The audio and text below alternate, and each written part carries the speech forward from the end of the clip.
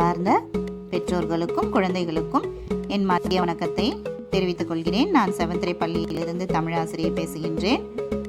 சென்ற வகுப்பில் 5ஆம் வகுப்பிற்குரிய பாடப்பகுதிகளை நாம் படித்து வருகின்றோம். இயல் 1, இயல் 2 நாம் படித்து முடித்துவிட்டோம்.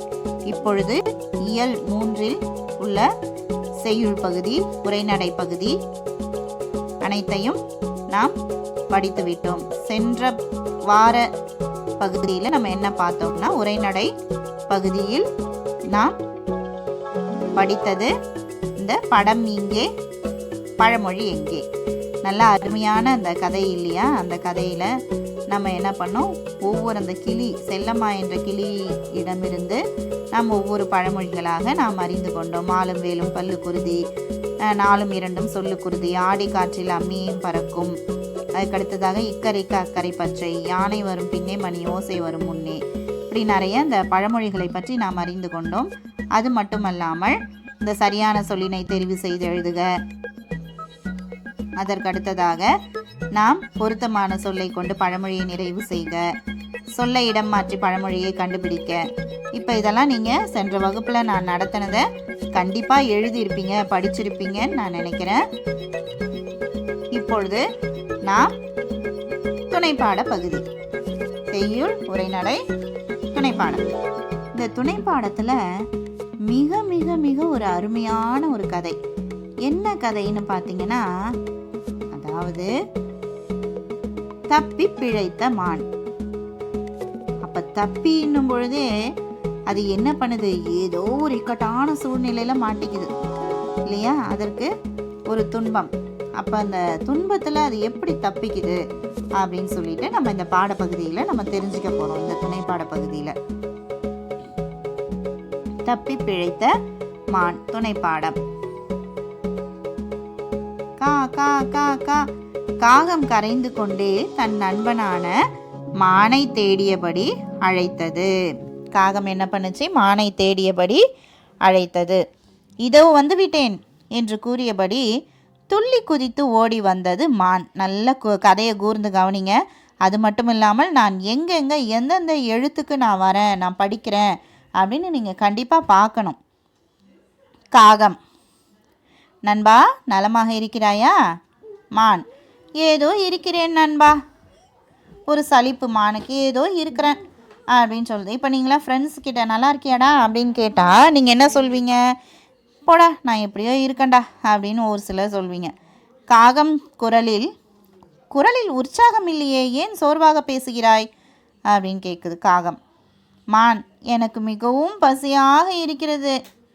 மான் என்ன சொல்லுது? எனக்கு மிகவும் பசியாக இருக்கு அப்படின்னு சொல்லுது மான். காகம்: என்னோடு வா, உனக்கு புல் உள்ள இடங்களை காட்டுகிறேன், அங்கு நீ வயிறார புல்லை மேயலாம். நீ என்னுடைய கூடவே நான் பறந்து போகிறேன், அப்படியே என்னை தொடர்ந்து நீ வந்துக்கிட்டே இரு, உனக்கு நிறைய இந்த புல்வெளி இருக்கிற இடத்துக்கு நான் உன்னை கூட்டிகிட்டு போகிறேன், நீ வயிறார அங்கே புல்லை என்ன பண்ணலாம், மேயலாம் அப்படின்னு சொல்லுது மான். நீ என்மேல் மிகவும் அன்பாக இருக்கிறாய், தினமும் எனக்காக அலைந்து திரிந்து புல்லுள்ள இடங்களை கண்டறிந்து வந்து என்னிடம் கூறுகிறாய், நன்றி நண்பா அப்படின்னு மான் கூறுது. காகம்: நன்றியெல்லாம் கூற தேவையில்லை, எனக்கு சோர்வான நேரத்தில் உன் மீது அமர்ந்து பயணம் செய்கிறேன். நாம் இருவரும் நெடுநாள் நண்பர்கள். அதாவது 2 பேரும் நீண்ட கால நண்பர்களாம். யாரு? காகமும் அந்த மானும்.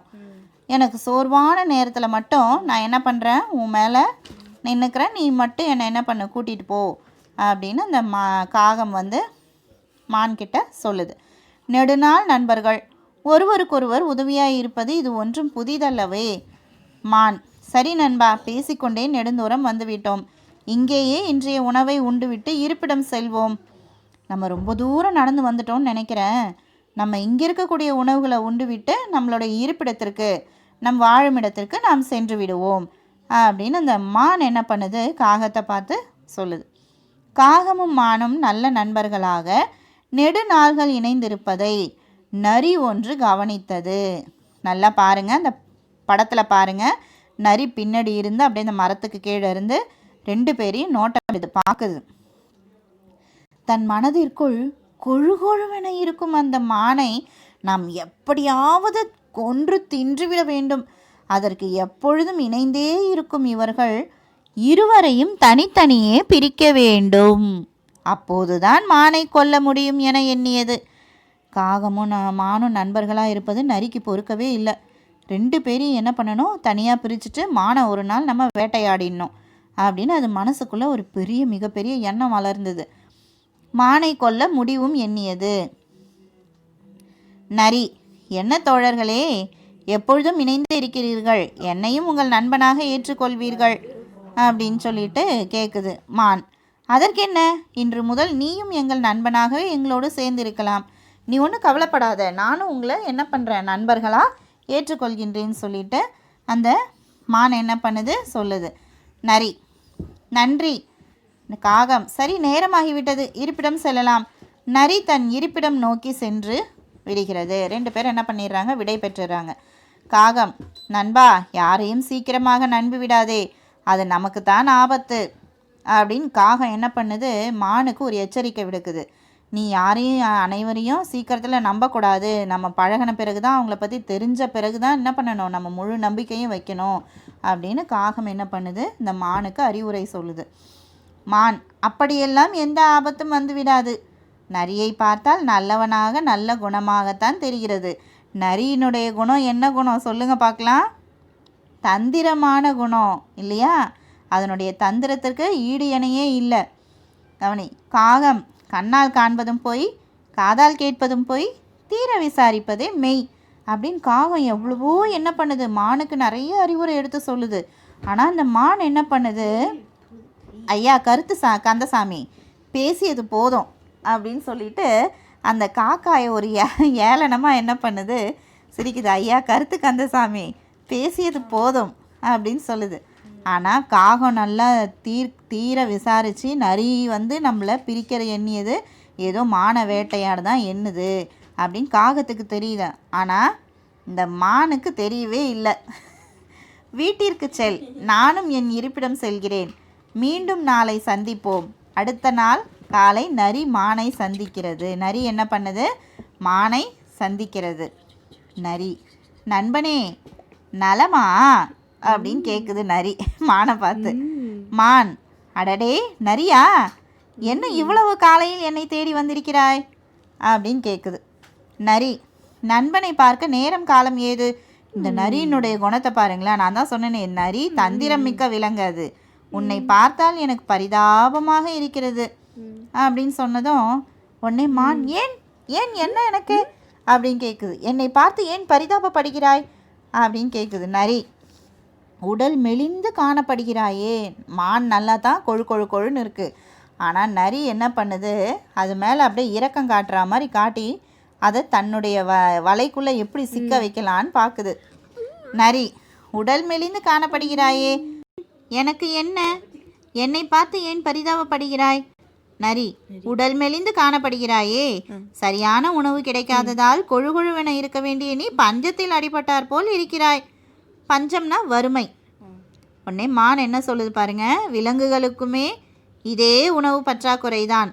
வானம் பொய்த்தால் வனமெல்லாம் பாலைவனமாக மாறி வருகிறது. வானம்னா என்ன, மழை பெய்யலைன்னா இந்த பூமியில் இந்த காடெல்லாம் பாலைவனமாக மாறுது அப்படின்னு சொல்லிட்டு மான் என்ன பண்ணுது, நரிக்கிட்ட சொல்லிக்கிட்டே இருக்குது.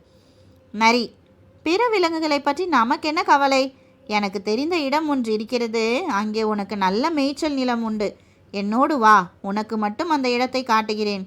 மான், நமது நண்பன் காகமும் வரட்டும் அப்படின்னு சொல்லுது. இது எப்படியாவது அந்த நரிக்கிட்ட இருந்து, அதாவது நரி அந்த காகத்துக்கிட்ட இருந்து மானை பிரிக்கணும் அப்படின்ட்டு தான் இது என்ன பண்ணுது, தனியாக கூப்பிடுது மானை. காகத்தை மற்றொரு நாள் அங்கே அழைத்து செல்லலாம், இன்று நீ மட்டும் என்னோடு வா அப்படின்னு சொல்லிட்டு நரி கூட இந்த மானை என்ன பண்ணுது, அழைச்சிட்டு போகலான்னு எண்ணுது. மான், சரி இவ்வளவு வலியுறுத்தி சொல்கிறாய், வருகிறேன். நரி மானை விவசாயி ஒருவனின் விளைச்சல் நிலத்தில் கொண்டு விடுகிறது. மான் பயிரை மேய்ந்து நன்கு மேய்ந்து பசியாறிய பிறகு இருப்பிடத்திற்கு திரும்புகிறது. இச்செயல் காகத்திற்கு தெரியாமலேயே தொடர்ந்து நீடிக்கிறது. இது பல நாள் என்ன பண்ணுது, காகம் வர்றதுக்கு முன்னாடியே நரி அழைச்சிட்டு போயிட்டு அந்த விவசாய நிலத்தில் டெய்லி தினமும் நாள்தோறும் என்ன பண்ணுது, மேய்ஞ்சிட்டு வருது. அது புல்லெல்லாம் மேய்ஞ்சிட்டு வரும்பொழுது இது பல நாளாக நடக்குது காகத்துக்கு தெரியாமலே. விவசாயி தன் விளைச்சலை பாழாக்கும் விலங்கை பிடிக்க முடிவு செய்கிறான். அடுத்த நாள் வழக்கம் போல் மான் நரியோடு அந்த வயலுக்கு சென்று பயிரை மேய்கிறது. மான் என்ன பண்ணுது? அந்த வயலுக்கு மறுநாள் போயிட்டு அந்த பயிரை மேயுது. அந்த நேரத்தில் விவசாயி வருவதை பார்த்தவுடன் தப்பிக்க நினைத்த மான் வேகமாக ஓடும்பொழுது அருகிலிருந்த கம்பி வலையில் எதிர்பாராமல் சிக்கிக்கொள்கிறது. இதை அறிந்த நரி எதிர்பார்த்து கொண்டிருந்த வாய்ப்பு வந்துவிட்டதை நினைத்து மகிழ்ந்தது. எப்படியாவது அது என்ன பண்ணுது, அந்த வேலியில் அந்த மான் என்ன பண்ணுது, இந்த கம்பி வலையில் எதிர்பாராமல் சிக்கிக்குது. இதை அறிந்த நரிக்கு ரொம்ப சந்தோஷம். ஏன் சொல்லுங்கள் பார்க்கலாம்? மானை எப்படியாவது இந்த தருணத்தில் அடித்து சாப்பிட்டுடலாமே, மான் ஓடாதே அப்படின்னு சொல்லிட்டு அதனுடைய எண்ணங்களை தவறான எண்ணங்களாக இருந்தது. இதை அறிந்த நரி எதிர்பார்த்து கொண்டிருந்த வாய்ப்பு வந்துவிட்டதை நினைத்து மகிழ்ந்தது. மானை அப்படியே தவிக்க விட்டுவிட்டு ஓடிப்போய் அருகிலுள்ள கரும்பு வயலில் மறைந்து கொண்டு நடக்க இருப்பதை கவனித்து கொண்டிருந்தது. நண்பா நண்பா எங்கே இருக்கிறாய்? காகம் தேடி வருகிறது. நண்பா நண்பா எங்கே இருக்கிறாய்? காகம் என்ன பண்ணுது? மானை தேடிக்கிட்டே வருது. என் ஆருயிர் நண்பா, இங்கேயே இருக்கிறாய். கத்துவதற்கு கூட முடியாத நிலையில் இப்படி கம்பி வலையில் சிக்கி கொண்டாயே அப்படின்னு இந்த காகம் என்ன பண்ணுது? மானை பார்த்து கேட்குது. கத்துறது கூட முடியாமல் நீ என்ன பண்ணிட்ட? இந்த இதில் சிக்கிக்கிட்டியா கம்பி வலையில் அப்படின்னு சொல்லிட்டு கேட்குது. சரி சரி, நீ தப்பித்து கொள்ள ஒரு யோசனை சொல்கிறேன். விவசாயி வரும் வரை நீ இறந்தது போல் அசையாமல் இரு. நான் உனக்கு ஒரு யோசனை சொல்கிறேன். விவசாயி வரும்பொழுது நீ அப்படியே இறந்துட்டா மாதிரியே அசையாமல் இரு. விவசாயி உன்னை பிடிக்க அருகில் வரும்பொழுது நான் மரத்திலிருந்து குரல் கொடுக்கிறேன், உடனே தப்பித்து விடு அப்படின்னு அந்த காகம் மானுக்கு எப்படியாவது தப்பிக்கிறதுக்கு வழி சொல்லுது. உடனே விவசாயி, ஓ மானா, நீதான் இத்தனை நாளாக என் பயிரை நாசப்படுத்தினாயா? இன்று வலையில் சிக்கி இறந்தே விட்டாய் என்று கூறியவாறே மானை பிடிக்க வருகிறான். அப்பொழுது காகம் கரைகிறது. காகம் என்ன பண்ணும்? கரையும். மான் கண்ணிமை கிண்ணும் நேரத்தில் தன் தலையை கம்பி வலையிலிருந்து விடுவித்து கொண்டு உயிர் பிழைத்தால் போதும் என ஓடுகிறது. விவசாயி, அடடே, மான் என்னை ஏமாற்றி விட்டதே. நீண்ட தடியை எடுத்து மானை நோக்கி வீசுகிறான். தடி பதுங்கி இருந்த நரியின் மேல் பட்டு நரி மயங்கி கீழே விழுகிறது. அதாவது வினை விதைத்தவன் வினை அறுப்பான் சொல்வாங்க இல்லையா? அதாவது திணை விதைத்தவன் திணை அறுப்பான், வினை விதைத்தவன் வினை அறுப்பான். அப்போ அந்த மானுக்கு செய்யக்கூடிய அந்த தீங்கை என்ன பண்ணுச்சு? நரிக்கே திரும்ப அதற்கு தீங்காக வந்துடுச்சு. என்ன பண்ணார் அவர்? அந்த தடியை எடுத்து வீசும் பொழுது அந்த மான் என்ன பண்ணிடுது? தப்பித்து ஓடிடுது. ஆனால் பதுங்கி இருந்த நரியின் மேல் அந்த தடியானது பட்டு நரியானது மயங்கி கீழே விழுகிறது. சிறிது நேரத்திற்கு பின் மயக்கம் தெளிந்து எழுந்த நரியிடம் காகம் என்ன சொல்லுது பாருங்க. நரியே, உன் வஞ்சக எண்ணம் உனக்கே கேடாக முடிந்தது. நம்பினவர்களுக்கு என்றும் துரோகம் செய்யக்கூடாது. உன்னை நம்பி தானே மான் கூட வந்தது. ஆனால் நம்புறவங்களுக்கு நீ என்ன பண்ணிட்ட? துரோகம் செஞ்சிட்ட. அதாவது உடனே நரி என்ன பண்ணுது? வெக்கி தலை குனிந்து, மன்னித்து விடு நண்பா, இனிமேல் இப்படி நடந்து கொள்ள மாட்டேன் அப்படின்னு சொல்லிட்டு நரி காகத்துக்கிட்ட சொல்லுது. காகம், தன்னை போல் பிறரையும் நேசிக்க வேண்டும், நண்பர்களோடு உண்மை அன்புடன் பழக வேண்டும். அதற்கு அடுத்ததாக இந்த கதையினுடைய நியதி கருத்து என்னன்னு பார்த்தீங்கன்னா, உற்றுழி உதவுபவனே உண்மையான நண்பன். அதாவது ஆபத்து சமயத்தில் உதவக்கூடிய நண்பன் தான் உண்மையான நண்பனாக நாம் ஏற்றுக்கொள்ள வேண்டும். அது மட்டும் இல்லாமல் இந்த வினாக்களுக்கு விடையளிக்கன்னு இருக்கு இல்லையா? நரி காகத்திடம் ஏன் மானை பிரிக்க எண்ணியது? நரியை நண்பனாக ஏற்றுக்கொண்ட மானிடம் காகம் கூறியது என்ன? நரி மானை எங்கு அழைத்து சென்றது? வலையில் மாட்டிக்கொண்ட மானை காகம் எவ்வாறு காப்பாற்றியது? தப்பி பிழைத்த மான் கதையிலிருந்து நீங்கள் அறிந்து கொண்ட நீதி.